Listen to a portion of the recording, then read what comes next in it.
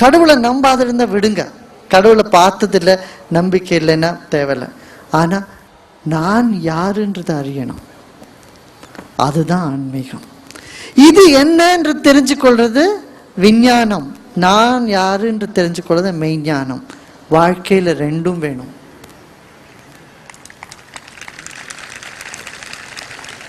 மெய்ஞானம் இல்லாத இருந்தா தற்கொலைகளும் வன்முறைகளும் உலகத்துல பரவிண்டே வருது, பெரிதாகிண்டே வருது. வன்முறை வன்முறை சொல்லுமா, என்ன சொல்லுவோம்? வன்முறை வன்முறை வாழ்க்கை உலகத்துல இருக்கா இல்லாத போகணும்னா ஆன்மீகம் வேணும். ஆன்மீகம்னா நான் யார், இந்த உலகம் என்ன அப்படின்னு தெரிஞ்சுக்கணும். நான் யாருன்னு தெரிஞ்ச பிறகு அதுக்கப்புறம் கடவுள் என்னன்னு தன்னால புரியும்.